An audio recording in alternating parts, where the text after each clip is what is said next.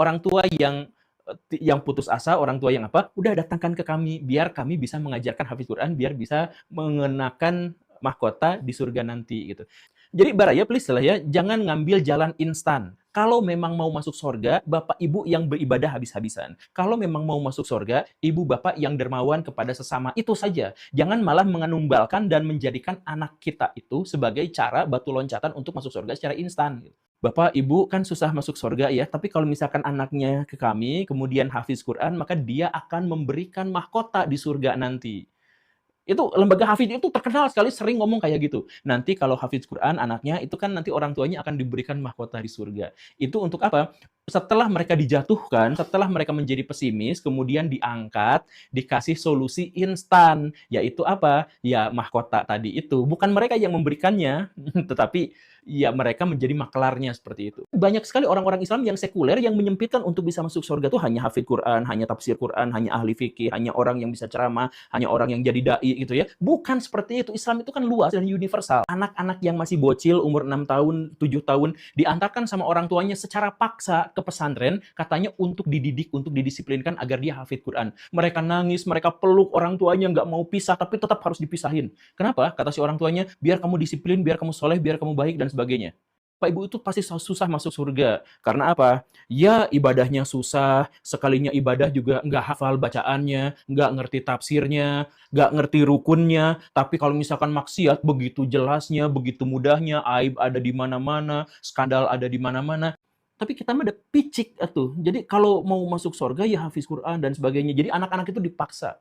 Ustadz Adi Hidayat bisa hafid. Karena sejak kecil keluarganya memperkenalkan dengan kebaikan-kebaikan dan pembiasaan-pembiasaan dengan Al-Quran. Kan begitu. Ya seperti ayahnya Ustadz Adi Hidayat gitu. Mereka tuh nggak berpikir soal nanti saya dapat surga dari Ustadz Adi Hidayatnya. Nggak, mereka mengajarkan kepada anaknya begitu gitu. Biar kami bisa mengajarkan hafiz Quran, biar bisa mengenakan mahkota di surga nanti gitu. Kalau memang mau masuk surga, bapak ibu yang beribadah habis-habisan. Kalau memang mau masuk surga, Assalamualaikum warahmatullahi wabarakatuh. Jumpa kembali bersama channel kami Adi Reaction Official.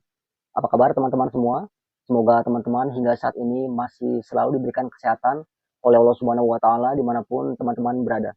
Dan terima kasih ya yang telah subscribe channel kami. Semoga mampu menambah semangat kami dalam menampilkan konten-konten yang insya Allah bermanfaat. Pada kesempatan kali ini saya sedikit bereaksi ya, mohon izin teman-teman ya, pada salah satu YouTuber kita ya yang banyak ya pengagumnya, followernya, yakni Pak Guru Gembul, dan beliau pun tokoh yang saya anggap sangat kritis. Namun di sini perlu sedikit ya ada catatan yang saya akan ulas di sini. Saya melihat Pak Guru Gembul itu sedikit memberikan thumbnail atau catatan ya Pak Ustadz Adi Hidayat ya, Dr. Ustadz Adi Hidayat. Nah, di sini menariknya adalah kenapa ketika Pak Ustadz Adi Hidayat ketika dijadikan thumbnail ya oleh beberapa YouTuber kita ya, cenderung memang masyarakat ya melihat ada sesuatu yang menarik di situ. Dimanapun juga Pak Ustadz Adi Hidayat adalah salah satu aset bangsa kita ya, aset umat Islam, di mana beliau telah menghafal Al-Quran, bahkan ya tahu letak posisi di mana posisinya pada bagian-bagian di mushaf Al-Quran ya. Nah, ini perlu kita banggakan ya untuk umat Islam Indonesia. Nah, walaupun substansinya ya tidak sesuai dengan thumbnail yang beliau utarakan, namun pertanyaannya kenapa yang dijadikan thumbnail tokohnya itu adalah seorang Ustadz Adi Hidayat teman-teman. Nah di sini menarik saya ulas nih. Artinya ketika ditampilkan thumbnail Adi Hidayat ada rasa penasaran ya dari viewer kita, dari follower Pak Guru Gembul dan lainnya. Kenapa seakan-akan ya ada nilai atau substansi dari seorang tokoh Adi Hidayat. Padahal memang Pak Guru Gembul tidak memusatkan atau perhatiannya pada Pak Ustadz Adi Hidayat ya. Namun sebagai tanda petik ya, pemantik atau rasa penasaran sebagian kalangan agar melihat channel beliau yang memang pada akhirnya substansinya tidak mengarah kepada Pak Ustadz Adi Hidayat. Nah, di sini saya ambil contoh ketika Pak Guru Gembul mengulas jangan sampai orang tuanya atau yang ingin masukkan anaknya ke pesantren tahfidz Al-Quran ya, agar hati-hati ya atau dipikirkan ulang, khawatir tidak sesuai harapan. Nah, sudut pandang beliau memang menarik ya, karena ada beberapa pesantren yang mungkin tokohnya, oknumnya tidak sesuai ya dengan arahan yang diajarkan oleh orang tua dari sang ustadz yang menjadi ya mungkin panutan untuk saat ini, yakni Dr. Ustadz Adi Hidayat. Di mana menurut beliau memang dari Pak Ustadz Adi Hidayat, kenapa beliau bisa sampai seperti itu, bisa menghafal Al-Quran, bisa secerdas itu, bisa konsisten. Bahkan hingga saat ini beliau telah memberikan kontribusi kepada negara kita ya. Tidak hanya basa-basi yang omong kosong sebagai ustadz, mampu mengaplikasikan nilai-nilai Al-Quran ya pada tatanan negara atau pada tatanan dunia sosial. Nah itu perlu kita apresiasi teman-teman. Nah asumsi Pak Guru Gembul khawatir ketika orang tua ya ada niat ingin masuk surga lewat anaknya gitu loh. Kalau pakai bahasa beliau tuh jangan sampai dijadikan tumbal atau dikorbankan ya agar anaknya menghafal Al-Quran nanti ya di akhirat orang tuanya mendapat keuntungan dengan dipakaikan mahkota ya bisa ditarik ya masuk surga tanpa harus bekerja keras bagaimana caranya sebagai orang tua bisa melakukan ritual-ritual agama atau ibadah yang bisa menghantarkan seorang tua tersebut ya kepada surganya Allah Subhanahu wa taala. Ya ini asumsi beliau ya, saya bisa menghargai, saya bisa memaklumi ya. Dan beliau menegaskan bahwa seorang Ustadz Adi Hidayat, beliau bisa menghafal Al-Quran itu karena kontribusi orang tuanya. Ya, bagaimana orang tua beliau dulu menggembleng ya, mengajarkan kurikulum Al-Quran, kurikulum keislaman, memasukkan Pak Ustadz Adi Hidayat ke pesantren yang memang dalam ilmu agamanya memang sudah kuat dari awal. Artinya, beliau menarik ya dari sisi orang tuanya yang berperan agar anaknya bisa menghafal Al-Quran. Nah, namun di sini sedikit ya saya highlight ya teman-teman ya, saya garis bawahi. Jangan sampai kita terpengaruh bahwa kalau ada suatu narasi yang seakan-akan ya hati-hati ketika ada orang tua yang ingin masukkan anaknya ke pesantren, pesantren menghafal Al-Quran.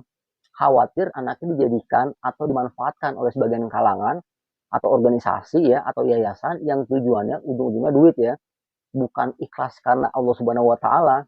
Ini sudut pandang beliau memang ya ada pembuktian mungkin ya dari beberapa tokoh, dari beberapa yayasan yang tidak sesuai dengan syariat Islam. Sehingga kita pun kalau mau objektif teman-teman ya, kita tidak bisa dipukul rata bahwa semua yayasan atau pesantren penghafal Al-Quran itu menjadi sorotan yang jangan sampai juga diarahkan kepada orang tua ya hingga khawatir memasukkan anaknya kepada pesantren atau sekolah tersebut ya yang menghafal Al-Quran. Nah di sini yang perlu saya luruskan adalah dalam Islam itu apabila kita sholat ya kita disunahkan membaca ayat-ayat Al-Quran ya entah itu Al-Ikhlas ya, Anas, Al-Falaq yang mungkin ya tidak begitu panjang, yang mungkin sebagian kalangan sudah hafal, ya, sudah maklum. Namun ketika kita ya lebih ya untuk menghafal yang lain, contoh seperti An-Naba ya 40 ayat, An-Nazi'at 46 ayat, atau Al-Balad 20 ayat, atau Al-Ala dan lain sebagainya, itu tidak salah teman-teman. Makanya kan Islam dijaga, Quran dijaga kan oleh Allah Subhanahu wa taala dan yang menjaga itu kan lewat hamba-hambanya dengan cara menghafal Al-Quran. Dan andai kata kita sholat membaca Qul huwallahu ahad, membaca surat-surat pendek, itu memang nggak ada masalah sah sholatnya dan tetap mendapatkan pahala. Andai kata kita membaca yang lebih panjang, itu akan lebih baik lagi teman-teman, ya dalam pahalanya, nilainya dan lain sebagainya. Sehingga jangan seakan-akan yang sudah hafal sebagian ya dari ayat Al-Quran kita stop sampai di situ ya.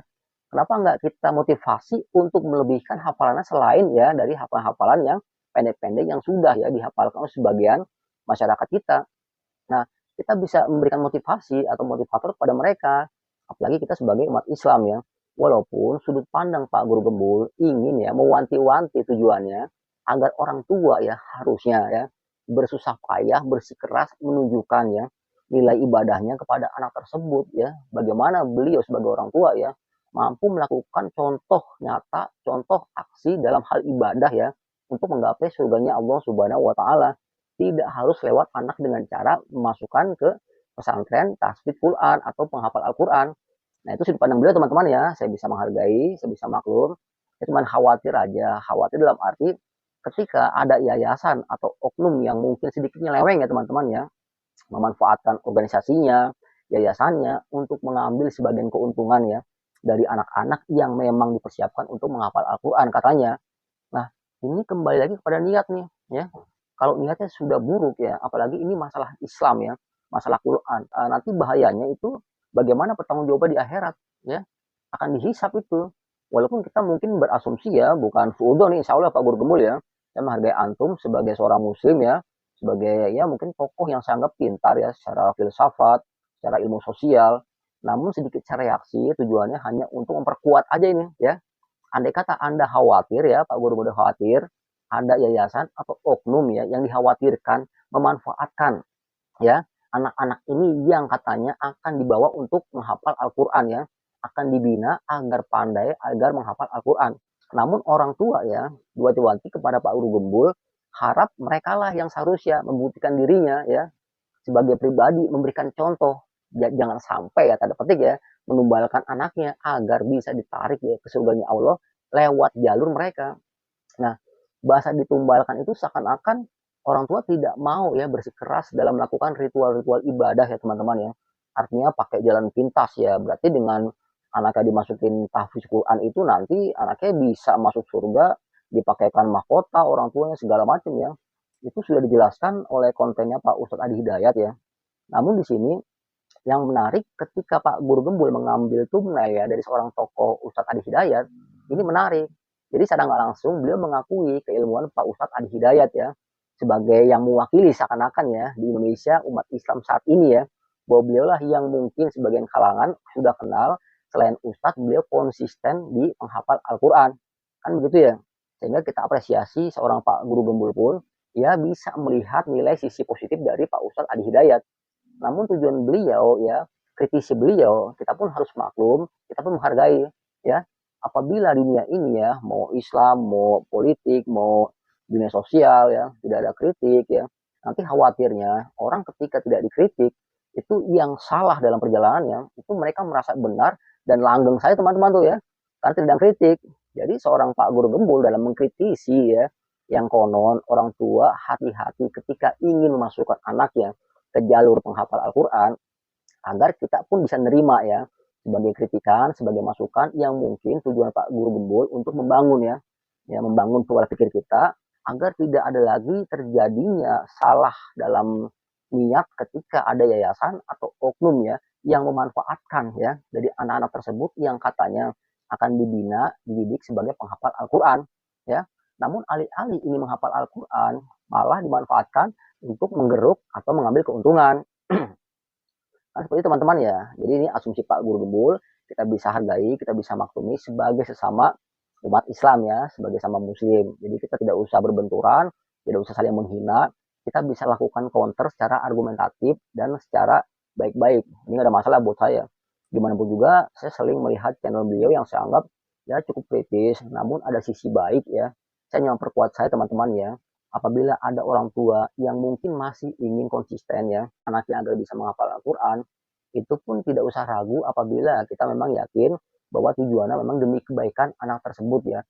Yang penting niat awalnya aja, jangan sampai kita sebagai orang tua tujuannya agar anak menghafal Al-Quran itu nanti kita akan ditarik agar masuk surga. Khawatirnya kalau niatnya sudah tidak baik ya, nanti ibadah kita seakan-akan tidak konsisten teman-teman tuh, karena mengandalkan ya atau dalam istilah bahasa Pak Guru Gembul ya menumbalkan anaknya ya, karena menurut beliau pun ada juga ya yang sudah hafal Al-Quran tapi murtad ya, bahkan beliau mungkin punya informasi ya sumbernya ya walaupun tidak diungkap, saya berhusnuzon ya. Namun apabila ada yang menghafal Al-Quran sampai murtad ya, mungkin disayangkan ya atau ada tanda tanya kenapa beliau bisa seperti itu ya, apa dasar murtadnya, apa karena pasangannya yang menurut Pak Guru Gembul karena mungkin ya pemasungan atau pemaksaan dari kecil ya sehingga tidak terbebas ya. Namun ketika sudah besar seakan-akan berontak atau bereaksi ya, sehingga malah alih-alih menjadi orang baik malah akhirnya murtad keluar dari agama Islam. Memang agak ironis teman-teman ya. Namun kalau ada pun ya semoga bisa mendapatkan hidayah kembali memeluk agama Islam ya. Namun dalam hal ini saya ingin memperkuat saja atau bereaksi positif terhadap Pak Guru Gembul ya, yang apabila tujuannya mungkin mengkritisi dari sebagian yayasan ya, sebagian golongan yang memanfaatkan ya, ternyata hanya mencari keuntungan, minta sumbangan ini, minta sumbangan itu, yang pada akhirnya anak-anak didiknya alih-alih bukannya malah bisa menghafal Al-Quran, malah setelah keluar tidak sesuai dengan harapan dari orang tua tersebut ya. Namun ada yang menarik juga bahwa seorang Ustadz Adi Hidayat yang disebut oleh Pak Guru Gembul, beliau memberikan suatu ya pembuktian bahwa seorang Ustadz Adi Hidayat itu dibina ya dari kecil oleh orang tua yang memang sudah dekat terhadap Al-Quran ya, karena didikan dari ayah atau orang tua beliau kan gitu teman-teman ya. Nah di sini sudut pandang Pak Guru Gembul terhadap Pak Ustadz Adi Hidayat memang sangat objektif. Saya pun mengakui teman-teman ya, karena gimana pun juga Pak Ustadz Adi Hidayat adalah aset umat Islam ya, aset bangsa Indonesia yang kita harus memberikan suatu perhatian apabila Pak Ustadz Adi Hidayat bisa konsisten ya untuk membangun agar generasi umat Islam ini lebih baik lagi. Kenapa kita tidak dukung ya? Namun hati-hati ketika khawatirnya melihat thumbnail ya, mohon maaf Pak Guru Gembul ya, thumbnail dari Pak Guru Gembul yang ada Ustadz Adi Hidayatnya, seakan-akan gitu teman-teman ya, berbeda ya, bahwa seorang tokoh yang terkenal oleh kalangan ramai, kalangan masyarakat sebagai ahli Al-Quran, hafal Al-Quran, khawatir dengan kalimat ya, hati-hati memasukkan tahfidz anak ke tahfidz Quran, itu jadi seakan-akan ragu atau khawatir, apalagi disematkan thumbnailnya ada tokoh seorang dokter Ustadz Adi Hidayat. Nah, di sini saya mempertegas saja. Ternyata Pak Guru Gembul sudut pandangnya tidak ke Pak Ustadz Adi Hidayat teman-teman tuh. Tapi lebih kepada oknum-oknum ya yang memanfaatkan atau tidak konsistennya terhadap niat awal ya, malah mencari keuntungan semata. Sehingga beliau dengan tegas menyatakan bahwa hati-hati ya apabila ingin memasukkan anaknya ke yayasan atau pesantren yang orientasinya lebih kepada menghafal Al-Quran karena beliau sudah melihat suatu bukti tidak sesuai dari niat awalnya. Itu yang terjadi di masyarakat ya, fenomena masyarakat. Namun jangan juga kita menjadi khawatir, menjadi ragu apabila sebagai kalangan, sebagai orang tua atau sebagian orang tua ya yang masih punya niat memasukkan anaknya ke pesantren yang khusus menghafal Al-Quran itu nggak ada masalah teman-teman tuh. Andai kata ada satu tempat ya, ada mushaf yang mungkin terbakar ya, apabila ada orang yang menghafal, otomatis kan bisa ditranslate ulang teman-teman ya, bisa di copy ulang dari si penghafal tersebut. Jadi tidak mungkin hilang, walaupun mushafnya mungkin telah terbakar.